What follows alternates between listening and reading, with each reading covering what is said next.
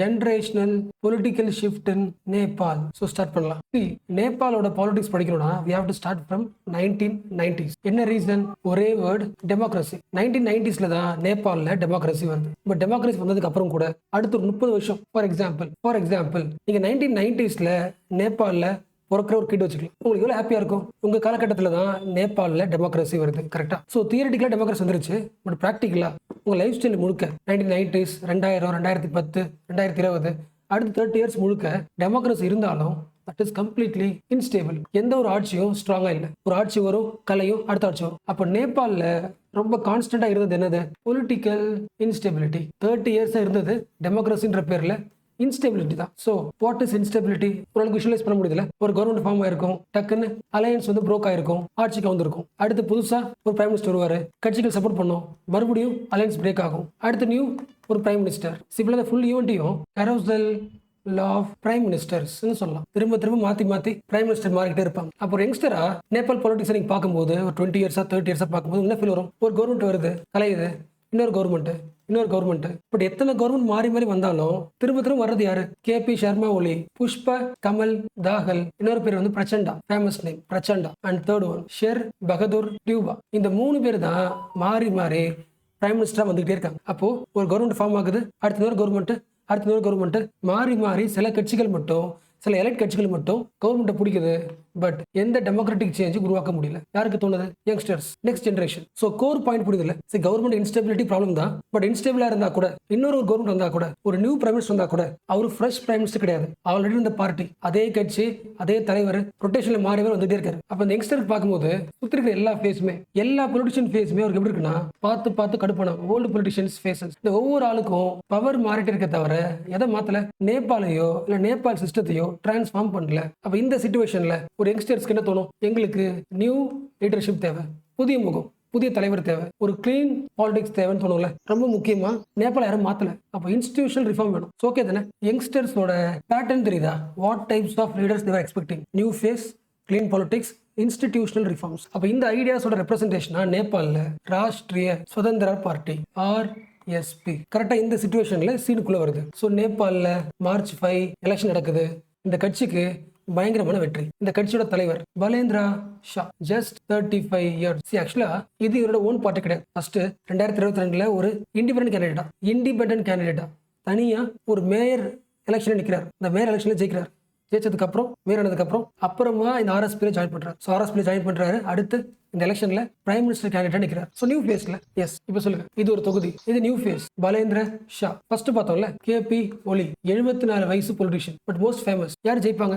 New face Balendra Shah. ஒரு senior கேண்டிடேட்டே 50,000 ஓட்டு வித்தியாசத்தை ஜெயிச்சிருக்காரு. எந்த ஊர்ல? ஜப்பா தொகுதியில். அவ இந்த ஒரு தொகுதி வெற்றி என்ன முடிவு பண்ணுது? இது வரைக்கும் உங்களுக்கு ஓட்டு போட்டவங்களோட பாப்புலேஷன் வந்து ஆல்ரெடி நேபாள இல்ல, ஒரு நியூ பாப்புலேஷன் வந்திருக்கு. இந்த வார்த்தை யூஸ் பண்ணலாமா? ஜெனரேஷனல் ரீப்ளேஸ்மெண்ட் சொல்லலாமா? எஸ். உங்களுக்கு ஓட்டு போட்ட தலைமுறைக்கு எல்லாமே முடிஞ்சு போச்சு. ஒரு நியூ தலைமுறை ஃபுல் பாப்புலேஷனா இருக்கு. அதுக்கு இன்னொரு ப்ரூஃப். நேபாள்னாலே காத்மண்டு தானே. காத்மண்டு வேலையில மொத்தம் 15 தொகுதி. இந்த 15 சீட்டையுமே ராஷ்ட்ரிய சுதந்திர பார்ட்டி கேப்சர் பண்ணிடுச்சு. இல்ல நீங்க பார்க்க வேண்டியது விக்டரி கிடையாது, scale of victory. 15 out of 15. என்ன reason? Kathmandu valley is the heartland, ஒரு urban place for urban youths. Youngsters அதிகமா அர்பன்ல வாழ்ற போகுதுன்னா காத்மண்டு வேலி. அப்ப Kathmandu valley is the simple of youngsters verdict. What is verdict? தீர்ப்பு தானே. Against the corruption, patronage politics, ஒரே கட்சி, ஒரே family, cycle of ruling, and against முக்கியமானது எக்கனாமிக் ஸ்டாக்னேஷன். எந்த கட்சியோட வரலாம், பட் எங்க லைஃப்ல மாற்றம் உருவாகல, எக்கனாமி இன்ஸ்டேபிளா இருக்கு, டெவலப் ஆகல. அப்ப இந்த சிச்சுவேஷன்ல எலெக்ஷன் பிகம்ஸ் தி ப்ரொடெஸ்ட். ஓட்டு போடுவது வழியாக ஆட்சியை மாத்துவது. ஸோ ஷார்ட்டா கிறிஸ்பா புரிஞ்சுச்சுல. பட் ஒன்ஸ் அகைன் நம்ம பலேந்திர ஷா பார்த்தோம்ல, காத்மண்டோட மேயரா இருந்தார்ல. அப்ப மேயரா இருக்கும்போது அவரோட பாலிசிஸ் ஆன்டி அர்பன் போர் பாலிசிஸா இருந்திருக்கு. ஸோ இவர் மேயரா இருக்கும் போதும் கூட இவர் மேல கிரிட்டிசிசம் இருந்திருக்கு. So what is the point? Winning the election is easy, governance ஸ்டஃப்ல. அப்ப அந்த புதிய கட்சி, புதிய ஃபேஸ், கவர்னன்ஸ் எப்படி கொண்டு வர போறாங்க, இல்ல ஃபியூச்சர் டிபேட்ஸ். ஓகே, ரொம்ப சிம்பிளா பார்த்தாச்சுல. ஸோ இப்போ பேசின எல்லாத்தையுமே சேர்த்து ஒரு 4 to 5 வேர்ட்ஸ்ல எப்படி சமரைஸ் பண்ணலாம்? எந்த ஊர்ல? நேபாளில். என்ன problem? World political elite domination, பழைய கட்சிகளோட டாமினேஷன். கடுப்பாயி 2025 gen Z protest. அந்த ப்ரொடெஸ்ட்ல இருந்து நியூ பார்ட்டியா ஃபார்ம் ஆகிறது RSP. அப்ப அந்த கட்சிக்கு எலெக்ஷன்ல பயங்கரமான victory, which means there is a generational political shift in Nepal. இதே பேட்டர்னை உலகம் முழுக்க பார்க்க முடியும், இந்தியாலையும் பார்க்க முடியும். அப்போ நியூ ஃபேஸ், நியூ பார்ட்டி வரும்போது how they going to handle the reform?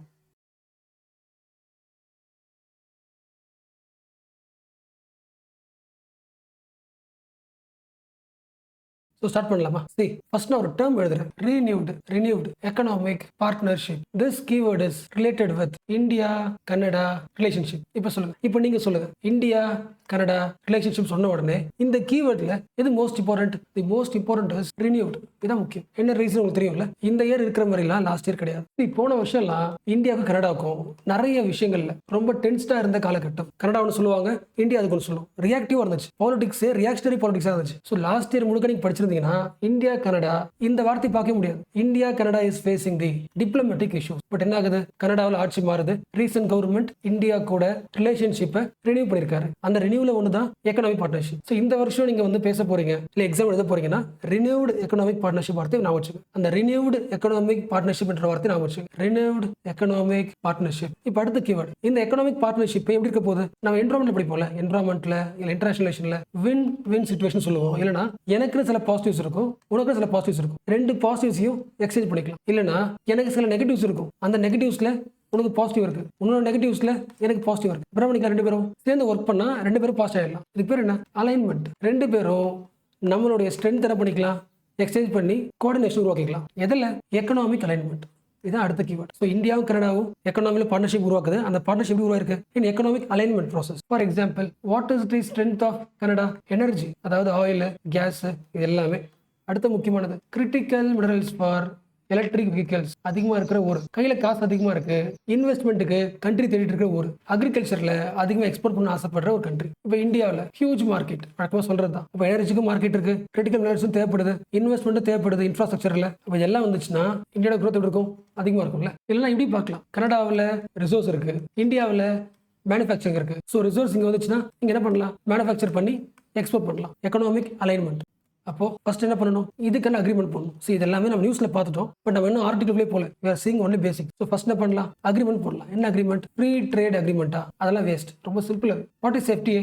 என்கிட்ட சில பொருள்லாம் இருக்கு, உங்க ஊருக்கு எடுத்து வரும்போது உங்க ஊர்ல டாக்ஸ் இருக்குல்ல, டாரிஃப், அதை கம்மி பண்ணுங்க. ஃபார் எக்ஸாம்பிள், எங்க ஊர் முட்டைக்கு உங்க ஊர்ல 20% டாக்ஸ்னா 5% மாத்திக்க, ட்ரேடை கொஞ்சம் ஃப்ரீ ஆக்குறோம், ஈஸி ஆக்குறோம். பட் வாட் இஸ் தி பாயிண்ட்னா, இந்த FTA இருக்குல்ல, இது ஜஸ்ட் வந்து ஒரு பொருளுக்கு டாரிஃப் பார்த்தோம்ல, டாரிஃப் மட்டும் தான் ரிமூவ் பண்ணும். ஸோ டாரிஃப் ரிமூவ் பண்ணிட்டா அந்த பொருள் எப்படி இருக்கும்? சீப்பா இருக்கும். ஸோ மார்க்கெட்ல எல்லாரும் வாங்குவாங்க. பட் ஆக்சுவலா இப்போ நான் வந்து கனடாவில் இல்லை கனடாவில் கம்பெனி இந்தியாவுக்குள்ள இன்வெஸ்ட்மெண்ட் பண்ண வராங்கன்னா what is the problem? Logic புரியுதா? பொருளை விற்க வர்றது வேற, இன்வெஸ்ட் பண்றது வேற இல்லை. அப்போ எதெல்லாம் இன்வெஸ்ட் பண்ணலாம்? அதுக்கான ரூல்ஸ் என்ன? அப்போ இன்வெஸ்ட்மெண்ட் இருக்கிற பேரியர்ஸ் என்ன? அப்போ அந்த ஃபுல் சிஸ்டத்தை என்ன பண்ணணும்? சரி பண்ணும்ல. ஜஸ்ட் பொருள் மார்க்கெட் பண்றது ரொம்ப சிம்பிள், டாரிஃப் வச்சா போதும். பட் அது மட்டும் பத்தாது. இந்த ஃபுல் இன்வெஸ்ட்மெண்ட்டையும் சூப்பர் ஆக்கிறதுக்கு ஃபர்ஸ்ட் என்ன பண்ணணும்? எக்கனாமிக் ஈகோ சிஸ்டத்தை ஈஸி ஆக்கணும்ல. That is comprehensive economic partnership agreement. So economic partnership agreement தான், பட் காம்ப்ரஹென்சிவ், ஹோலிஸ்டிக்கா இன்வெஸ்ட் பண்ண போறோம்னா என்ன, வாட் ஆர் த பேரியர்ஸ், எல்லாத்தையும் சரி பண்ற மாதிரி மாத்திக்கலாம் ரெண்டு கண்ட்ரிஸும். உனக்காக நான் ரூல்ஸே மாத்திக்கிறேன்னா என்ன அர்த்தம்? Trust base, long term investment அர்த்தம். ஓகே, ஸோ இப்போ சொல்லுங்க, நம்ம எந்த டாபிக் பார்த்துட்டு இருக்கோம்? இந்தியா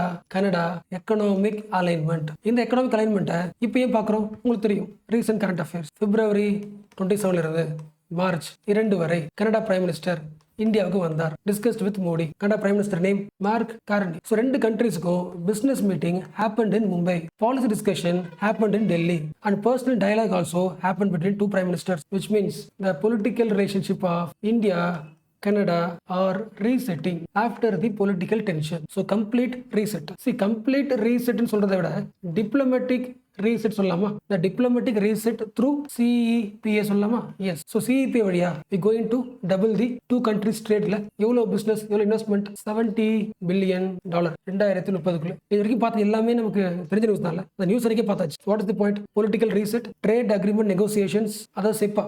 அந்த கன்க்ளூஷன், ஃபியூச்சர் எக்கனாமிக் எக்ஸ்பான்ஷன். ரெண்டு கண்ட்ரியும் $70 billion அளவுக்கு இன்வெஸ்ட்மெண்ட் பண்ண போறாங்க. அப்போ diplomatic reset to commercial partnership சொல்லலாமா? ஃபுல்லா பிசினஸ் தானே, கமர்ஷியல் பார்ட்னர்ஷிப். ஒரே இடத்துல ஒரு ஆன்சர் எழுதும்போது டிப்ளமேட்டிக் முடியாதுல. ஒரு இடத்துல பொலிட்டிக்கல் ரீசெட் எழுதுனா, இன்னொரு இடத்துல டிப்ளமேட்டிக் ரீசெட், இன்னொரு இடத்துல காம்ப்ரஹென்சிவ் பார்ட்னர்ஷிப், இன்னொரு இடத்துல கமர்ஷியல் பார்ட்னர்ஷிப். கீவேர்ட்ஸ் யோசிக்கிறதுக்கு. ஆக்சுவலா பார்த்தனா இந்தியன் பாயிண்ட் ஆஃப் வியூல பார்க்கணும்னா ஜஸ்ட் இந்தியா கனடா ரீசெட் மட்டும் பார்க்க முடியாது. இந்த ரீசெட் இன்னும் கொஞ்சம் எக்ஸ்பேண்டா பார்க்க முடியும். இந்தியன் பாயிண்ட் ஆஃப் வியூல India Canada, India Australia, India New Zealand, India European Union, India USA last 1 இயர்ல எல்லா கண்ட்ரி கூடயும் அக்ரிமெண்ட் போட்டிருக்கோம். அக்ரிமெண்ட் மீன்ஸ் எல்லா கண்ட்ரி கூடயும் நமக்கு தேவையான பொருளை வாங்கிக்க போறோம், நமக்கு தேவையான பொருளை வாங்கிக்க போறோம். அப்ப இந்த ரீசெட்டை we have to link with geopolitical context, which means இதுக்கப்புறம் இந்தியா வந்து ஒரே ஒரு கண்ட்ரியை நம்ம போறது கிடையாது. ஃபார் எக்ஸாம்பிள் ஃபர்ஸ்ட் பார்த்தோம்ல, Canada has high end uranium, lithium, cobalt, nickel, rare earth elements, all these needed for electric vehicles, batteries, semiconductor, renewable energy, defense technology தேவைப்படுது. அப்ப இது எல்லாமே தேவை. இதுக்கு முன்னாடி இந்த எல்லா ரிசோர்ஸையும் எங்க இருந்து வாங்கிட்டு வந்தோம்? the only country domination was China. 60 ல இருந்து 70% ஆஃப் எல்லா ரேர் எர்த் மினரல் ப்ராசஸிங் எல்லாமே we dependent on China. அப்போ ஒரு கண்ட்ரி டிபெண்ட் பண்றது ப்ராப்ளம் இல்ல. So China plus one strategy. China தவிர்த்து ஒரு கண்ட்ரி கூட அதே பொருளை வாங்கலாம். So what is the topic? மெயின்ஸ்ல கண்டிப்பா அதை கேட்பாங்க. இந்த கீவேர்ட் தான் ஸ்ட்ராட்டஜிக் டைவர்சிஃபிகேஷன். அதுக்கேற்ற பார்ட்னர். ரெண்டு கீவேர்டு முக்கியம். ஸ்ட்ராட்டஜிக்கும் முக்கியம், டைவர்சிஃபிகேஷன் முக்கியம், பார்ட்னரும் முக்கியம். அப்போ ட்ரேட நமக்கு தேவையான பொருளை ஒரே ஒரு கண்ட்ரி கிட்ட வாங்காம நிறைய கண்ட்ரி கிட்ட என்ன பண்ணிக்கலாம்? வாங்கிக்கலாம். ஸோ ஃபியூச்சர்ல ஒரு கண்ட்ரி டிஸ்டர்ப் பண்ணாலும் மற்ற கண்ட்ரி கிட்ட இருந்து பொருள் வரும். ஸோ இந்தியாவோட செக்யூரிட்டியை டைவர்சிஃபிகேஷன் வழியாக, டைவர்சிஃபைட் கமர்ஷியல் பார்ட்னர்ஷிப் வழியாக செக்யூரிட்டி, எக்கனாமிக் செக்யூரிட்டி ஸ்ட்ராங் ஆக்கப்படுகிறது. இப்போ அடுத்த பாயிண்ட், இந்த ஸ்ட்ராட்டஜிக் டைவர்சிஃபிகேஷனோ ஃபார் எக்ஸாம்பிள் நம்ம ஊர்ல பால் வச்சுக்கலாம், மில்க். இந்த மில்கை எக்ஸ்போர்ட் பண்ணணும். அப்ப எந்த கண்ட்ரிக்கு நம்ம அனுப்புனா நம்ம பொருள் வந்து நிறைய எக்ஸ்போர்ட் ஆகும். இல்லைன்னா வச்சுக்கலாம் ஆப்போசிட்டா, நமக்கு ஒரு பொருள் தேவை, எந்த கண்ட்ரி கிட்ட இருந்து வாங்கினா இந்த பொருள் ரொம்ப சீப்பா கிடைக்கும், ரொம்ப சீப்பா கிடைக்கும். This is the old way of thinking. நமக்கு தேவையான பொருளை எந்த கண்ட்ரி சீப்பா தரதோ வாங்கிக்கலாம். What is new thinking? Cheap விஷயம் கிடையாது, பொருள் விலை எப்பனா மாறலாம், அடுத்த விஷயம் மாறலாம். இப்போ நமக்கு லாங் டேர்ம்ல ட்ரேடிங் பார்ட்னர் யாரெல்லாம் இருப்பாங்க? இதுக்கப்புறம் நம்மளோட ரிலேஷன்ஷிப்பை வந்து ட்ரஸ்ட் பேஸ் உருவாக்கணும். ஃபார் எக்ஸாம்பிள் 2030க்குள்ள நம்ம ரெண்டு கண்ட்ரியோட எக்கனாமிக் எக்ஸ்பான்ஷனை இவ்வளவு வேல்யூ பண்ணணும். இன்வெஸ்ட் பண்ணுங்க. ஏன்னா ட்ரேட் என்ன ஆகும்? இந்தியாவும் கனடா எக்ஸாம்பிள் சொல்றேன், இந்தியாவும் கனடாவும் எக்ஸ்போர்ட் பண்ணிக்கிறாங்க, பட் எக்ஸ்போர்ட் மட்டும் பண்ணல. ரெண்டு பேரும் எக்ஸ்போர்ட் பண்ணிக்கலாம், என்னோட பொருளை உங்க ஊர்ல வைக்கிறேன், அண்ட் ஆல்சோ ரெண்டு கண்ட்ரிஸும் இன்வெஸ்ட் பண்ணிக்கலாம். Investment means long term investment. அப்போ லாங் டேர்ம்ல நம்ம கண்ட்ரில இருப்பாங்க. So long term trust. எந்த கண்ட்ரிக்குள்ள ட்ரஸ்ட் இருக்க முடியுமோ அந்த கண்ட்ரி கூட we have to diversify the trade. New thinking. இல்லைன்னா this is called second order thinking. இப்போ ஒரு வேலை பண்ணா வாட் இஸ் தி இம்பாக்ட் இப்போ யோசிக்கிறத விட அடுத்த வருஷம் என்ன இம்பாக்ட் ஆச்சு புரியுதா? ஃபர்ஸ்ட் லெவலில் யோசிக்கிறது ஃபர்ஸ்ட் ஆர்டர் திங்கிங். இந்த ஊர்ல பொருள் வித்தா இப்போ என்ன ஆகும்? ப்ராஃபிட் இருக்குமா? ஓகே, இப்போ அது தேவையில்லை. Second order thinking. அடுத்த வருஷம், அதுக்கு அடுத்த வருஷம் அப்போ எப்படி இருக்கும்? இப்போ சொல்லுங்க. லிஸ்டா பார்த்தோம்ல, அதான் ஒரு example. India Canada. This relationship is not just economic partnership. This is strategic economic partnership. Meaning புரியுதுல? It is strategic. இன்வெஸ்ட் பண்ண தான் வராங்க, பட் அதன் வழியாக சைனாவோட ஜியோ பாலிடிக்ஸ், சைனாவோட டாமினேஷன் ஆட்டோமேட்டிக்காக குறைய போகுது. கிரிட்டிக்கல் மினரல் ஜியோ பாலிடிக்ஸ் சொல்லலாமா? எஸ். இப்போ எக்ஸாம்ல காம்ப்ரஹென்சிவ் எக்கனாமிக் பார்ட்னர்ஷிப் இதையும் எழுதணும்.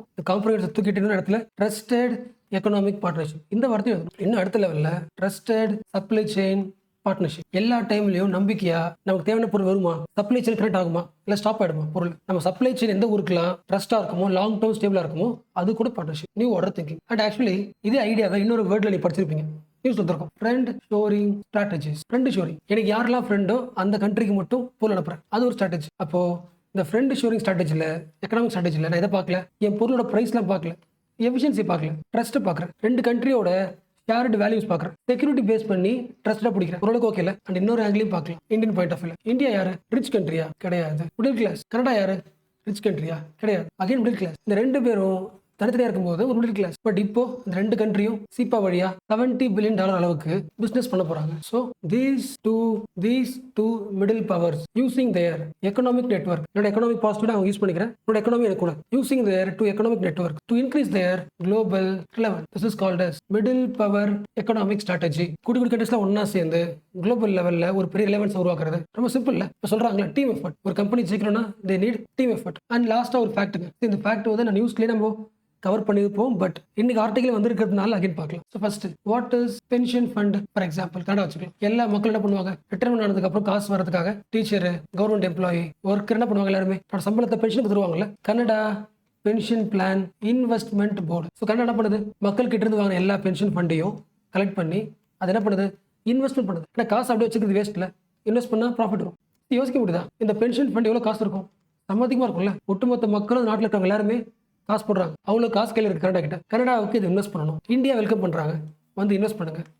இந்தியாவில் இன்ஃப்ராஸ்ட்ரக்சர் ரொம்ப வீக்கா இருக்கு, அந்த காசை இன்ஃப்ராஸ்ட்ரக்சர் இன்வெஸ்ட் பண்ணுங்க, டோல் போட்டுங்க, காசு எடுத்துங்க. அப்போ இந்தியாவுக்கு தேவையான airport, highways, metro system, telecom towers, renewable energy plans, logistical corridors எல்லாத்துக்கும் என்ன தேவை? We need capital. இந்த கேபிட்டல் ஆல்ரெடி கனடா கிட்ட இருக்கு. அந்த கேபிட்டலை வாங்கி இதுக்கு இன்வெஸ்ட் பண்ண போறோம். Economic alignment. ஓகே தானே? அப்ப கனடா தனியா இருக்கும்போது ஒன்றும் கிடையாது. Same like India. ஒரு கனடா வந்து இந்தியா கூட சேரும்போது அதோட எக்கனாமிக்கு பெரிய பூஸ்ட் ஆகுது இல்ல, investment. This is called as strategic relationship. இந்த ஸ்ட்ராட்டஜிக் ரிலேஷன்ஷிப் வந்து எல்லார் லைஃப்லயும் இருக்கணும். முக்கியமாக யங் ஸ்டேஜ்ல, டெவலப்பிங் ஸ்டேஜ்ல நீங்க ஏதோ ஒரு விஷயத்துல ஏதோ ஒரு ஐடியாவில் செம ஸ்ட்ராங்கா இருப்பீங்க. பட் ஆவரேஜா மார்க் வாங்குற ஸ்டூடெண்ட் இருக்கலாம். பட் உங்களை மாதிரி இன்னொரு ஆள் கூட ஜாயின் ஆகும்போது அவனுக்கு ஒரு பிளஸ் இருக்கும். ரெண்டு பேரும் ஒன்னா சேரும்போது உங்களை சூப்பரா பொசிஷனிங் பண்ணிக்கலாம், இப்போ growth-க்கு யூஸ் பண்ணிக்கலாம். ஸ்ட்ராட்டஜிக் ரிலேஷன்ஷிப் சொல்லலாம், இல்லை ஸ்ட்ராட்டஜிக் ஃப்ரெண்ட்ஷிப்னு சொல்லலாம். லாஜிக் புரியுதா? For example, Canada is investing their pension fund in India for next 30 years. இப்போ இந்த பாயிண்ட் உங்க லைஃப் கூட கனெக்ட் பண்ணி பாருங்க. நெக்ஸ்ட் 30 years யாரோடைய ஸ்ட்ராட்டஜிக் ரிலேஷன்ஷிப் உங்களோட கோலை என்ன ஈஸியாக்க போகுது? அந்த நெட்வொர்க் உங்களுக்கு இருக்கா? அப்படி இல்லைன்னா உருவாக்கிங்க. But those network should be most trusted one. You should position yourself with right network. So நம்ம கவர்மெண்ட் நம்ம கண்ட்ரி இம்ப்ரூவ் பண்றதுக்கு ஸ்ட்ராட்டஜிக் நெட்வொர்க் எல்லா கண்ட்ரிகளும் உருவாக்கிட்டு இருக்கு. இப்போ நீங்க உங்களோட கோல் அச்சீவ் பண்றதுக்கு என்ன நெட்வொர்க்கை உருவாக்கிருக்கீங்க? உங்களுடைய மிடில் ஆர்டர் ஸ்ட்ராட்டஜியை உருவாக்கிட்டீங்களா? அப்படி இல்லைன்னா உருவாக்க ஸ்டார்ட் பண்ணுங்க.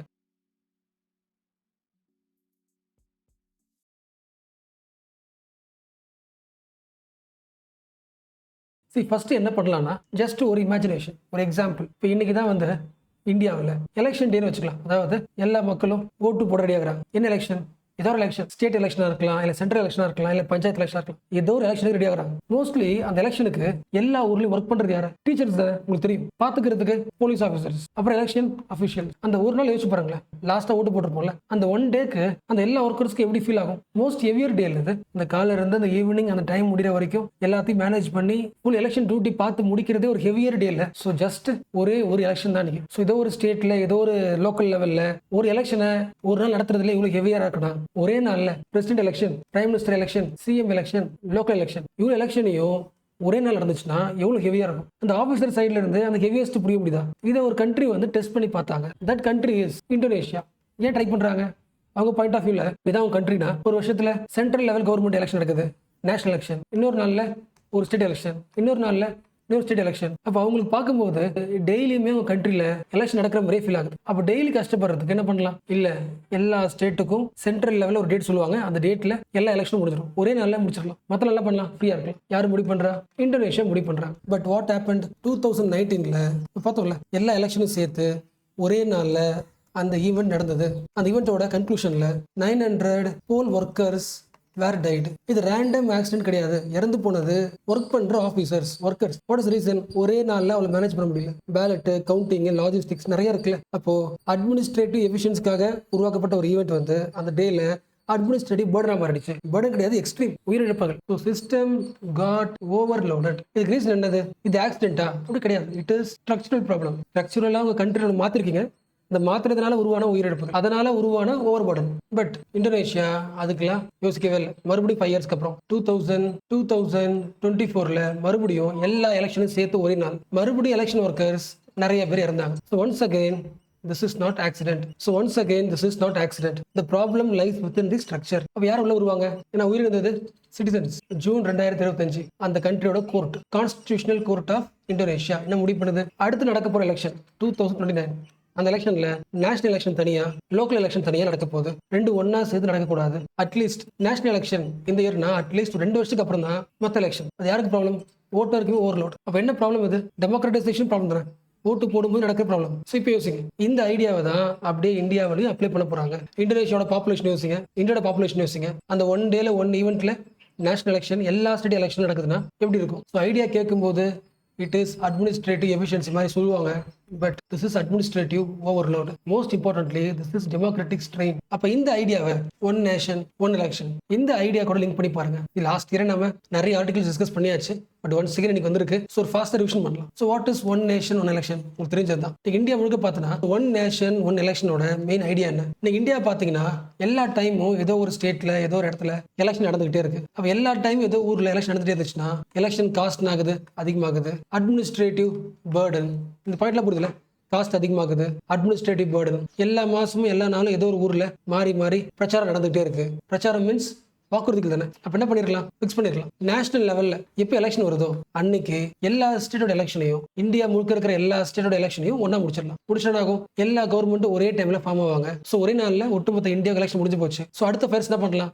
ஒர்க் பண்ணலாம். ஒருவேளை ஏதோ ஒரு ஸ்டேட்ல ஒரு 3 வருஷத்துக்கு அப்புறம் ஆட்சி கவுந்துருச்சு அப்படின்னா, ஆட்சி கவுந்துச்சுன்னா என்ன பண்ணலாம், மிச்சம் இருக்கிற 2 இயர்ஸ் இருக்குல்ல, அந்த 2 இயர்ஸ்க்கு மட்டும் எலெக்ஷன் வச்சு ஒரு கவர்மெண்ட் ஃபார்ம் பண்ணலாம். இல்ல என்ன பண்ணலாம், இந்த 2 மாசத்துக்கு மட்டும் பிரசிடென்ட் ரூல் போடலாம். Anything. But what is the point, எந்த வேலை பண்ணாலும் எலெக்ஷன் பேஸ் பண்ணி ஸ்டெபிலிட்டிக்கு ஏற்ற மாதிரி எலெக்ஷனை ஃபிக்ஸ் பண்ணலாம். But what is the counter argument, ஒவ்வொரு ஸ்டேட்லயும் எலெக்ஷன் டேட்டை முடிவு பண்றதுக்கு அந்த ஸ்டேட் என்வரான்மெண்ட் தான் முடிவு பண்ணணும். கவுண்டர் ஆர்குமெண்ட், எதுக்கு நேஷனல் லெவலில் இருக்க எலெக்ஷன் டேட்டு கூட எல்லா ஸ்டேட்டும் ஒத்து வரணும். This is not federalism. National லெவலில் எலெக்ஷன் நடக்கட்டும், ஒவ்வொரு ஸ்டேட்டுக்கும் எப்போ எலெக்ஷன் நடக்குதோ அப்போ நடக்கட்டும். ஏன்னா ஸ்டேட்ல ஒவ்வொரு யூனிட்டும், இந்தியாவில் ஒவ்வொரு ஸ்டேட்டும் ஃபெடரல் யூனிட். அப்போ ஸ்டெபிலிட்டின்ற பேருக்காக ஃபெடரலிசத்தை மாற்ற முடியாது. இந்தியாவோட கான்ஸ்டியூஷனோட பேசிக் ஃபீச்சர்ல எது இருக்கு, ஸ்டெபிலிட்டியா இல்லை ஃபெடரலிசமா? ஃபெடரலிசம். அப்போ ஃபெடரலிசத்தை அதோட வேல்யூஸை டிஸ்டர்ப் பண்ற மாதிரி யாரும் பண்ணக்கூடாது. Counter argument. ரெண்டு வகையான சிஸ்டம் இருக்கு. ஒன்னு ஸ்டெபிலிட்டி சிஸ்டம், இன்னொன்னு அக்கௌண்டபிலிட்டி சிஸ்டம். இந்த ரெண்டு சிஸ்டத்துல ஏதாவது ஒன்னு சூஸ் பண்ணா ரெண்டுமே முக்கியம் தான். ஒரு கண்ட்ரிக்கு ஸ்டெபிலிட்டி முக்கியம், அக்கௌண்டபிலிட்டி முக்கியம். பட் ரெண்டு சிஸ்டத்துல ஏதாவது ஒன்னு ப்ரையாரிட்டி பண்ணணும்னா நம்பர் 1 பண்ணணும்னா எதை போடுவீங்க, டிசைட் பண்ண முடியுதா? எல்லாம் எப்படி யோசிக்கலாம். ஒரு சின்ன எக்ஸாம்பிள், நீங்க ஒரு ஸ்கூல்ல ஒர்க் பண்றீங்க இல்ல படிக்கிறீங்க வச்சுக்கலாம். அந்த ஸ்கூலோட ஹெட் இருக்காருல்ல, பிரின்சிபல். சோ பிரின்சிபல் அப்பாயிண்ட் பண்ணியாச்சு சொல்றாங்க, அடுத்த 10 இயர்ஸ்க்கு இல்ல அடுத்த 5 இயர்ஸ்க்கு இவர் தான் பிரின்சிபல். சோ ஸ்கூல் எப்படி இருக்கும், ஒரு ஆள் தான் பிரின்சிபல், அடிக்கடி மாற தேவையில்ல, சோ ஸ்டேபிளா இருக்கும். அது ஓகேவா? எந்த பிரின்சிபல் வந்தாலும் அவர் என்ன பண்ணாலும் டீச்சர்ஸ்க்கு ஸ்டூடெண்ட்ஸ்க்கு அக்கௌண்டபிளா இருக்கணும். அக்கௌண்டபிளா இல்லைன்னா அவர் என்ன பண்ணிடலாம், உடனே மாத்திரலாம். So accountability is important. ரெண்டுத்துல எதை நீங்க ஃபிக்ஸ் பண்ணுவீங்க? ஸ்டெபிலிட்டி வச்சு பேசுனீங்கன்னா நீங்க யார் பக்கம் எடுக்கிறீங்க, school administration. But accountability base பண்ணி பேசிட்டீங்கன்னா யார் பக்கம் எடுக்கிறீங்க, மக்கள் பக்கம், ஸ்டூடெண்ட் பக்கம். இப்போ சொல்லுங்க, அப்போ எந்த கீவேர்டு வந்து டெமோக்ரஸி பக்கம் இருக்கு, அக்கௌண்டபிலிட்டியா ஸ்டெபிலிட்டியா? அக்கௌண்டபிலிட்டில எஸ். ரீசெண்ட் எக்ஸாம்பிள் பார்த்தோம்ல, அந்த ரீசெண்ட் எக்ஸாம்பிள்ல நாம பர்சனலா எதை சூஸ் பண்ணோம், அக்கௌண்டபிலிட்டி சிஸ்டம். ஸோ இந்த ஐடியா வந்து நம்மளோட பர்சனல் ஐடியா மட்டும் கிடையாது, இந்தியாவோட கான்ஸ்டியூஷன் மேக்கர்ஸும் இதுதான் விரும்புறாங்க. ஃபார் எக்ஸாம்பிள், இந்தியாவில் இருக்கிற சிஸ்டம் என்ன, parliamentary system, parliamentary democracy. Parliamentary சிஸ்டத்தோட கோர் ஐடியா என்ன, எல்லா எம்பிஸ் உட்காந்துருப்பாங்க, அந்த பார்லிமெண்ட்டுக்குள்ள யார் இருப்பாங்க, ஆளுங்கட்சி இருப்பாங்க. ஆளுங்கட்சி அது என்ன பண்ணுதோ எல்லா வேலையும் பார்லிமெண்ட் கிட்ட பேசும். ஸோ பார்லிமெண்ட் கவர்மெண்ட்டை அக்கௌண்டபிலிட்டியா வச்சுக்கும். அப்போ இந்தியாவோட கான்ஸ்டியூஷன் என்ன சொல்லல, ஒரு ஆட்சியாளர் வராங்கன்னா அவங்க கண்டிப்பா 5 இயர்ஸ் ரூல் பண்ணணும் அப்படி கிடையாது. மேக்ஸிமம் 5 இயர்ஸ் ரூல் பண்ணலாம். பட் அதுக்குள்ளவே பார்லிமெண்ட்ல அக்கௌண்டபிலிட்டி அவங்க இல்லைன்னா அந்த கவர்மெண்ட் தூக்குறதுக்கான நிறைய டூல்ஸை கொடுத்துருக்காங்க. அப்ப எப்ப வேணா ஒரு கவர்மெண்ட் தூக்குறதுக்கான டூல்ஸை பார்லிமெண்ட் கொடுத்துருக்காங்கன்னா இந்தியன் கான்ஸ்டியூஷன் மேக்கர்ஸோட மெயின் எய்ம் என்ன, எதை ப்ரையாரிட்டிக்கிறாங்க, அக்கௌண்டபிலிட்டி. ஃபார் எக்ஸாம்பிள், இன்னைக்கு ஒரு இஷ்யூ நடக்குது, அந்த இஷ்யூல பார்லிமெண்ட்ல ரூலிங் பார்ட்டி அக்கௌண்டபிளா ஆன்சர் பண்ணல. அப்ப என்ன பண்ணலாம், இந்த ஆட்சி மேல எங்களுக்கு நம்பிக்கை இல்லை, என்ன பண்ணலாம், நோ கான்ஃபிடன்ஸ் மோஷனை எல்லாரும் சேர்ந்து என்ன பண்ண முடியும், உருவாக்க முடியும். But toughest process. அப்ப அது ஈஸி என்ன இருக்கு, இப்போ நீங்க பார்லிமெண்ட்ல நீங்க ரூலிங் பார்ட்டியா இருக்கலாம், அடுத்த மாசம் பீகார்ல, இன்னும் 6 மாசத்துல தமிழ்நாட்டுல, இன்னொரு 3 மாசத்துல கேரளால எலெக்ஷன் வரப்போகுது, ஸ்டேட் எலெக்ஷன். அப்ப இந்த ரூலிங் பார்ட்டி நேஷனல் லெவல்ல என்ன ஒர்க் பண்ணுது, அக்கௌண்டபிலிட்டியா இருக்கான்னு எல்லா ஸ்டேட் என்ன பண்ணும், வாட்ச் பண்ணிட்டு அந்த ஊர்ல எலெக்ஷன் வரும்போது ஈவன் பார்லிமெண்ட்டே கேள்வி கேட்கலாலும் அந்த ஸ்டேட் எலெக்ஷன்ல மக்கள் பண்ணுவாங்க, போட்டு மாத்தி போடுவாங்க. அப்ப இந்தியாவில் கவர்மெண்டோட அக்கௌண்டபிலிட்டி பார்லிமெண்ட் கிட்ட இருக்கு. பட் ஒவ்வொரு பார்ட்டியோட அக்கௌண்டபிலிட்டி, ஒவ்வொரு கட்சியும் என்ன வேலை செய்யுதுன்னு பாக்குறதுக்கு எல்லா கட்சியையும் அக்கௌண்டபிலிட்டா வச்சுக்கணும்னா இந்தியா முழுக்க எப்பொழுதுமே எலெக்ஷன் திருவிழா நடந்துட்டு இருக்கணும். அப்ப என்ன பண்ணிக்கலாம், ஒரு பார்ட்டி அந்த ஸ்டேட்ல நம்ம ஓட்டு வாங்க முடியலன்னா அப்ப நம்மளை பத்தி ஏதோ தப்பான எண்ணம் மக்கள்கிட்ட இருக்கு, சரி பண்ணிக்கலாம். இது எப்போ நடக்கும், அக்கௌண்டபிலிட்டி ப்ராசஸ். இல்லைன்னா எவ்ரி 5 இயர்ஸ்க்கு ஒட்டுமொத்த இந்தியாவுக்கு எலெக்ஷன். ஸோ கவர்மெண்ட் ஃபார்ம் ஆச்சு, அடுத்த 5 இயர்ஸ்க்கு மக்களுக்கு ஒவ்வொருத்தவங்களையும் வாட்ச் பண்ணி தண்டிக்கிறதுக்கான சான்ஸே கிடையாது. பட் அதுவே வந்து ஒவ்வொரு ஸ்டேட்டோட எலெக்ஷனும் ஃப்ரீயா அப்பப்போ 5 இயர்ஸ் முடிஞ்சதுக்கு அப்புறம் நடந்துச்சுன்னா என்ன பண்ணிக்கலாம், கம்பேர் பண்ணிக்கலாம். மக்கள் எப்போ வேணா ஒரு ஸ்டேட்ல ஒரு நேஷனல் லெவல் பார்ட்டியை தண்டிக்கலாம், என்கரேஜ் பண்ணலாம், பயம் இருக்கும். அக்கௌண்டபிலிட்டி சிஸ்டம் ஓகே தானே? ரொம்ப பேசிக்ஸ் தான். பட் அகைன் கோர் பாயிண்ட் என்ன, நீங்க ஒரு ப்ரொவிஷனை மாத்த போறீங்க. ஃபார் எக்ஸாம்பிள் 2033 இருந்து எல்லா ஸ்டேட்டுக்கும் நேஷனல் லெவல் எலெக்ஷன் நடக்கும். அப்போ எல்லா ஸ்டேட்டுக்கும் எலெக்ஷன் நடந்துடும். இதான் சிச்சுவேஷன் வச்சுக்கலாம். ஃபார் எக்ஸாம்பிள், இப்போ ஒரு ஸ்டேட் சொல்லுது, இல்ல 2032 தான் எங்க ஊரோட எலெக்ஷன் முடிஞ்சிருக்கு. நீங்க என்ன சொல்றீங்க, 2033 நேஷனல் லெவல் எலெக்ஷன் நடக்க போகுது, அதனால எல்லா ஸ்டேட்டுக்கும் எலெக்ஷன் சொல்றீங்க, எப்படி பாசிபிள்? என்ன சொல்லுவாங்க, ஓகே உங்க ஸ்டேட்ல எலெக்ஷன் முடிஞ்சு போச்சு, ஆல் குட். பட் இப்போ ரூல் பண்ற கவர்மெண்ட் 1 இயருக்கு மட்டும் பண்ணிக்கலாம், ரூல் பண்ணிக்கலாம். 2033 அப்போ ஃப்ரெஷ் எலெக்ஷன் நடக்கும். எப்பெல்லாம் நேஷனல் லெவல்ல ஒரு 5 இயர்ஸ் எலெக்ஷன் நடக்குதோ அப்போ எல்லா ஸ்டேட்டும் எலெக்ஷன்ல பார்ட்டிசிபேட் பண்ணி முடிச்சுக்கணும். வாட் இஸ் தி பாயிண்ட், ஒரு ஸ்டேட்ல ஒரு மக்கள் ஓட்டு போட்டோம், அந்த ஓட்டிங் பவர் 1 இயருக்கு மட்டும்தான்னா நீங்க பாக்குறது எது, எஃபிஷியன்சி, ஸ்டெபிலிட்டி. நேஷனல் லெவல்ல எல்லாம் ஒண்ணா நடக்கணும், சிங்க்ரனைசேஷன், 1 எலெக்ஷன். இந்த பேர்ல ஒரு ஸ்டேட்ல மக்கள் கொடுத்த மேண்டேட்டை 1 இயர்ல முடிச்சு வச்சிருக்கீங்க, கட் பண்றீங்க. மக்கள் வந்து அந்த கவர்மெண்ட் ஆட்சிக்கு, அந்த கவர்மெண்ட்டுக்கு, அந்த கட்சிக்கு அடுத்த 5 இயர்ஸ் ரூல் பண்ணலாம்னு ஓட்டு போட்டிருக்கு. பட் என்ன மாத்துறீங்க, 1 இயருக்கு ரெடியூஸ் பண்றீங்க, கட் ஷார்ட் பண்றீங்க. Reason is it is not based on accountability, it is stability, efficiency. Democratic வேல்யூவை ஃபெடரலிசம் வேல்யூ குறைக்கிறீங்க. யார் சொல்றா, உலகம் முழுக்க மற்ற எல்லா கண்ட்ரிஸும் இதான் சொல்லுது. இந்தியா மாதிரி இருக்கிற ஒரு கண்ட்ரி கனடா, அங்கேயும் சென்ட்ரல் கவர்மெண்ட் இருக்கு, ஸ்டேட் கவர்மெண்ட் இருக்கு. இது ரெண்டும் எப்பொழுதும் ஒன்றும் நடக்காது. என்ன ரீசன், சென்ட்ரல் எலெக்ஷனோ ஸ்டேட் எலெக்ஷன் ஒன்றா நடந்துச்சுன்னா என்ன ஆகலாம், ஒரு national level party state level election என்ன பண்ணலாம், இன்ஃப்ளூயன்ஸ் பண்ணலாம்ல. அப்போ பொலிட்டிக்கல் ஆட்டோனமி என்ன ஆகும், குறையுது இல்ல. So Canada is accepting the political diversity. National election வேற, ஸ்டேட் எலெக்ஷன் வேற. இப்போ நெக்ஸ்ட் கனடா விட்டுருங்க, ஆஸ்திரேலியா வாங்க. ஆஸ்திரேலியாவில் நேஷனல் எலெக்ஷன், அதாவது சென்ட்ரல் எலெக்ஷன், ஸ்டேட் எலெக்ஷன் ரெண்டுத்தையுமே சின்க்ரனைஸே பண்ண முடியாது. What is the reason? National election 3 years once நடக்கும், ஸ்டேட் எலெக்ஷன் 4 years ஒன்ஸ் நடக்கும். ஸோ சான்ஸ் இல்லை. நெக்ஸ்ட் ஜெர்மனிலையும் national election, state election synchronise செய்யப்படவில்லை. So what is the point? Global லெவலில் எந்த கண்ட்ரிஸ் எல்லாரையுமே நம்ம டெமோக்ராட்டிக் கண்ட்ரி சொல்றோமோ, எந்த கண்ட்ரியுமே அந்த கண்ட்ரிக்குள்ள ஒரு நாள்ல ஃபுல் எலெக்ஷன் நடத்துறது கிடையாது. ஸோ குளோபல் லெவல் இந்த லேர்னிங் அப்புறமும் நம்ம இந்தியன் கவர்மெண்ட் என்ன பண்ணுச்சு, ஒரு ஹை லெவல் ஒரு கமிட்டி போட்டாங்களா, 2023 போட்டாங்களா. இந்த கமிட்டி ஹெட் யாரு? Ram Nath Kovind, India's farmer president. So இந்த கமிட்டி என்ன பண்ணுச்சு, நிறைய ரெக்கமெண்டேஷன் கொடுத்துச்சு. ஸோ அவங்க சொன்ன பாயிண்ட்ஸ்லாம் என்ன? ஒன் நேஷன் ஒன் எலெக்ஷன் கொண்டு வரணும்னா we have to amend the constitution.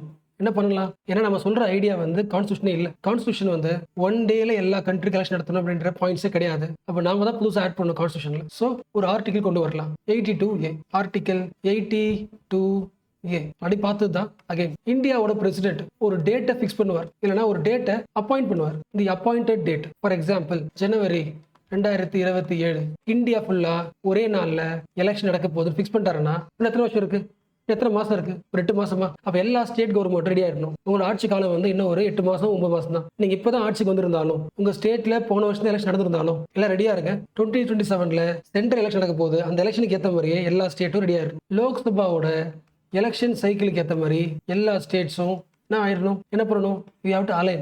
National எலெக்ஷனோட டைமிங்க்கு எல்லாரும் என்ன பண்ணிடணும், அலைன் ஆயிடணும். எல்லா ஸ்டேட்டும் ஒத்துக்குமா? ஒத்துக்காது. என்ன ரீசன்? இப்போ பார்த்தோம்ல, மேபி சில ஸ்டேட் வந்து இப்போ தமிழ்நாடு வச்சுக்கலாம், தமிழ்நாட்டில் இன்னொரு 6 மாசம் எலெக்ஷன் வச்சுக்கலாம். அப்போ 2026 தான் எலெக்ஷன் நடந்து, ஃப்ரெஷ் எலெக்ஷன் நடந்து ஒரு கவர்மெண்ட் ஃபார்ம் பண்ணியாச்சு. என்ன சொல்றீங்க? 2027 எலெக்ஷன் சொல்றீங்க. அப்போ ஒரு ஸ்டேட்டோட ரூலிங் டென்யூர் இருக்குல்ல, காலகட்டம், அதை குறைக்கிறீங்க, கர்டைல் பண்றீங்க. ஒத்துக்க மாட்டாங்க. அப்போ லோக்சபாவோட சைக்கிளுக்காக, லோக்சபாவோட எலெக்ஷனுக்காக ஸ்டேட்டோட டேர்மை கட் ஷார்ட் பண்றீங்க. This is weakening of federalism. First பார்த்த பாயிண்ட் தான், அகைன் ரிப்பீட் பண்றேன். எல்லாம் எப்படி யோசிங்க. 27 நேஷனல் எலெக்ஷன் பிரசிடென்ட் ஃபிக்ஸ் பண்ணிட்டார். பட் இந்த வருஷம் ஜூன் மாசத்துல ஒரு ஸ்டேட்ல எலெக்ஷன், இந்த கவர்மெண்ட்டுக்கு 5 years முடிஞ்சு போச்சு. 5 years முடிஞ்ச உடனே இல்ல, அதுக்கு முன்னாடி எப்படி ஆகணும், எலெக்ஷன் நடத்தணும்ல. யாரோட வேலை? எலெக்ஷன் கமிஷனோட வேலை. இந்த ஸ்டேட்ல 5 years ஆட்சி முடிஞ்சு போச்சு, உடனடியாக எலெக்ஷன் வச்சு அடுத்த கவர்மெண்ட் ஃபார்ம் பண்ணணும். பட் என்ன சொல்லுவாங்க, இல்ல இன்னும் 6 மாசத்துல நேஷனல் லெவல் எலெக்ஷன் வரப்போகுது. இப்போ அந்த எலெக்ஷன் கூட இந்த எல்லா ஸ்டேட்டுக்கும் சேர்த்து என்ன பண்ணிடலாம், எலெக்ஷன் வச்சிடலாம். அப்போ அது வரைக்கும் என்ன பண்ணுங்க, எலெக்ஷனை போஸ்ட்போன் பண்ணுங்க. யார் போஸ்ட்போன் பண்ணணும்? Election commission. ஒரு எலெக்ஷனை போஸ்ட்போன் பண்ற அளவுக்குலாம் பவர் கிடையாது. என்ன பண்ணி ஆகணும், கான்ஸ்டியூஷன் திருத்தணும்ல. இந்த கமிட்டி சொன்ன பாயிண்ட் ஆர்டிகல் 327 அதை மாத்துங்க. எலெக்ஷன் சம்பந்தப்பட்ட எலெக்ஷன் கமிஷனுக்கான பவர், அந்த பவரை சேஞ்ச் பண்ணுங்க. எதெல்லாம் பண்ண முடியும், போஸ்ட்போன் பண்ண முடியும், அப்படி மாத்துங்க. சில சட்டமன்றத்துக்கு, சில ஸ்டேட் அசம்பிளில இன்னும் 5 years முடியல, வேற வழி இல்லாம அடுத்த எலெக்ஷன், நேஷனல் எலெக்ஷன் கூட வருது. அப்போ ஆர்டிகல் 172 ஸ்டேட் அசம்பிளியோட டென்யூரை மாற்ற போறோம். அதுக்கு என்ன பண்ணுங்க, கான்ஸ்டியூஷன் அமெண்ட்மெண்ட். ஸோ ஸ்டேட் அசம்பிளியோட டென்யூரை வந்து நேஷனல் எலெக்ஷனுக்கு ஏற்ற மாதிரி மாற்ற போறோம். என்ன பண்ணி ஆகணும், அமெண்ட்மெண்ட் பண்ணணும். இதெல்லாம் எதை பேஸ் பண்ணி? பார்லிமெண்டோட எலெக்ஷன் டென்யூரை பேஸ் பண்ணி. அப்போ ஆர்டிகல் 83 டென்யூர் ஆஃப் பார்லிமெண்ட். அப்போ எல்லா அமெண்ட்மெண்ட்டும் எதை சொல்லுது, இந்தியாவோட ஃபெடரல் ஸ்டைல மாற்ற போகுது இல்லை, எலெக்ஷன் மெத்தட் மாற்ற போகுது. அப்போ இந்த டைம்ல நம்ம ரிவைஸ் பண்ண வேண்டியது கான்ஸ்டியூயன்ட் அசம்பிளி டிபேட்ஸ். கான்ஸ்டியூஷனை உருவாக்கும் போது இந்த கான்ஸ்டியூண்ட் அசம்பிளில இதை பத்தி பேசியிருக்காங்களா? அம்பேத்கரோட பாயிண்ட் ஆஃப் வியூ ஃபர்ஸ்ட் பார்த்தது, ஒரு கண்ட்ரி டெமோக்ரஸியா இருக்கும்போது அது ஃபேஸ் பண்ண வேண்டியது 2 விஷயம். ஒன்னு ஸ்டெபிலிட்டி வெர்சஸ் அக்கௌண்டபிலிட்டி, இல்லைனா ஸ்டெபிலிட்டி வெர்சஸ் ரெஸ்பான்சிபிலிட்டி. பட் நாம சூஸ் பண்ண வேண்டியது ரெஸ்பான்சிபிலிட்டி. எந்த கவர்மெண்ட் இருந்தாலும் கான்ஸ்டன்டா they should be accountable with the legislature. Article 75 the government executive responsible to the Parliament. Article 164 state government responsible to the state assembly, state legislature. அப்போ எந்த ஒரு விஷயம் பண்ணாலும் அக்கௌண்டபிலிட்டி குறைக்க போறீங்கன்னா, ஒன் நேஷன் ஒன் எலெக்ஷன் வழியாக ஒரு கண்ட்ரியில அக்கௌண்டபிலிட்டி குறைய போகுதுன்னா அந்த கண்ட்ரியில டெமோக்ராட்டிக் சேஃப்டி வேல்யூ ஆகுது, குறையுதுன்னு அர்த்தம். ஸோ கனடாவில், ஆஸ்திரேலியாவில், ஜெர்மனில, யூஎஸ்ஏல எந்த கண்ட்ரிலாம் டெமோக்ரஸி பத்தி பேசுதோ, டெமோக்ராட்டிக் பெரிய கண்ட்ரின்னு பேசுறோமோ, அது எந்த கண்ட்ரியுமே சென்ட்ரல் எலெக்ஷனையும் ஸ்டேட் எலெக்ஷனையும் ஒரே நாள் நடத்துறதுக்கு பிளான் பண்ணல.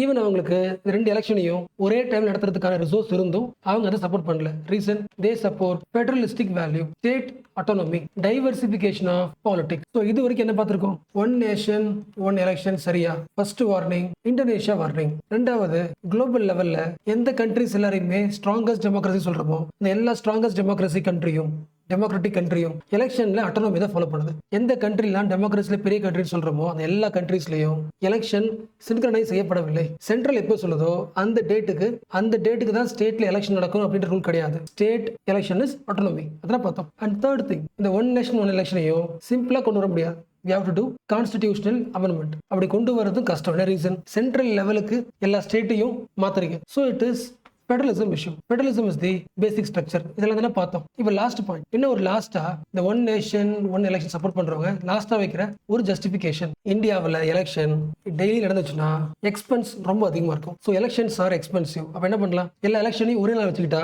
எலெக்ஷனோட எக்ஸ்பெண்டிச்சர் குறையும். ஸோ நெக்ஸ்ட் எக்ஸ்பெண்டிச்சர் பத்தி பார்க்கலாம். ஃபர்ஸ்ட் பாயிண்ட், இப்போ பார்லிமெண்ட்ல ஒரு கமிட்டி இருக்கும்ல, பார்லிமெண்ட்ரி ஸ்டாண்டிங் கமிட்டி. அந்த கமிட்டி கொடுத்த டேட்டா லோக்சபா எலெக்ஷன் பிளஸ் எல்லா ஸ்டேட்டோட எலெக்ஷன். ஸோ லோக்சபா எலெக்ஷன், எல்லா ஸ்டேட்டோட எலெக்ஷன், இந்த ஃபுல் காஸ்ட்டையும் எக்ஸ்பெண்டிச்சரையும் அவுட்லே பண்ண எவ்வளோ காசு வருது? 4500 crore. இந்த 4500 crore நம்ம இந்தியாவோட பட்ஜெட்ல, இந்த 1 year பட்ஜெட்ல ஜஸ்ட் 0.25%. அப்ப இந்தியா முழுக்க நடக்கிற எலெக்ஷனால உருவான செலவுகள் அவ்வளவு கிடையாது. 1% செலவு கூட கிடையாது. ஜஸ்ட் ஒரு 0.25% செலவு பண்ணி பட்ஜெட்ல சொல்றேன். ஜிடிபில பாத்தீங்கன்னா இந்தியாவோட 1 yearக்கு வர்ற டோட்டல் வேல்யூ பாத்தீங்கன்னா 0.03% தான். அப்ப இந்தியாவோட எலெக்ஷன் எக்ஸ்பெண்டிச்சர் டோட்டல் ஆட் பண்ணும்போது நம்மளோட மேக்ரோ எக்கனாமிக் இண்டிகேட்டர்ஸ் பட்ஜெட் லெவல்ல, ஜிடிபி லெவல்ல பெரிய அமௌண்ட்லாம் எலெக்ஷன் எக்ஸ்பெண்டிச்சர் பிடிக்கல. அப்போ இவ்வளவு சின்ன எக்ஸ்பெண்டிச்சர் கொடுத்து இந்தியாவில் டெய்லியுமே இந்தியாவில் எலெக்ஷன் நடத்துறதுன்றது இட் இஸ் மோஸ்ட் யூஸ்ஃபுல் பண்ணல. ஏன்னா பெரிய எக்ஸ்பெண்டிச்சர் கிடையாது, ரொம்ப குட்டி எக்ஸ்பெண்டிச்சர். அப்போ எலெக்ஷனை திருவிழா மாதிரி டெய்லி நடத்துறதுல அந்த அளவுக்கு எக்ஸ்பெண்டிச்சர் நடக்காது. What is the positive? Democracy ஸ்ட்ராங்கா இருக்கும். ஒவ்வொரு கட்சியும் மக்களுக்கு அக்கௌண்டபிலிட்டியா இருக்குன்னு சொல்லிட்டு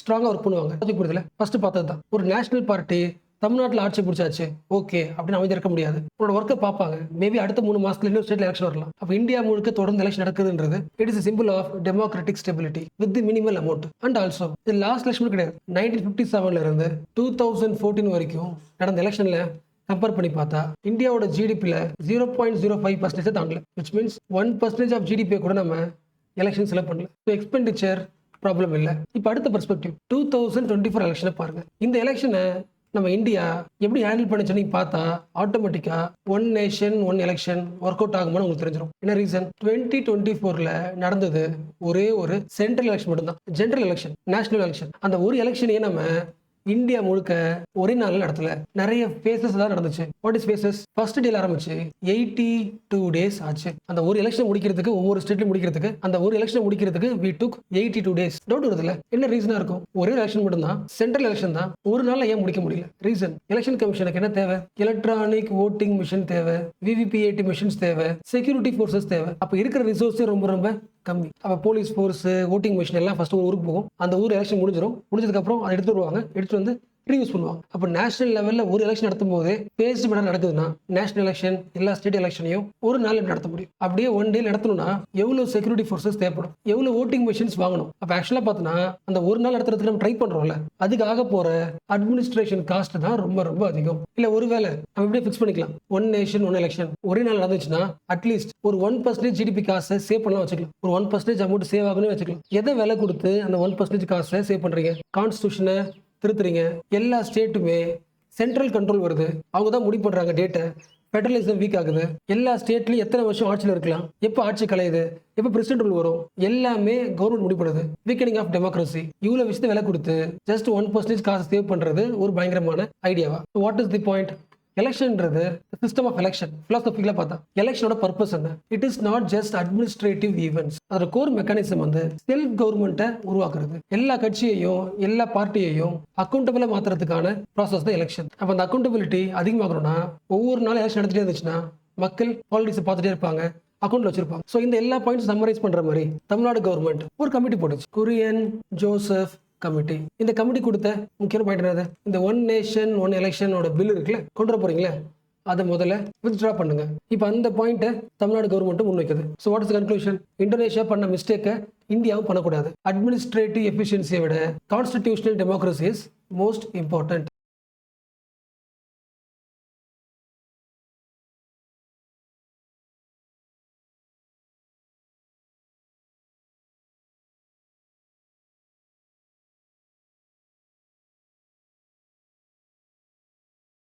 ஃபர்ஸ்ட் ஒரு பாராடாக்ஸ் பார்க்கலாம். ஸோ என்ன பாராடாக்ஸ்? ஒரு ஷாக்கிங் ரியாலிட்டி.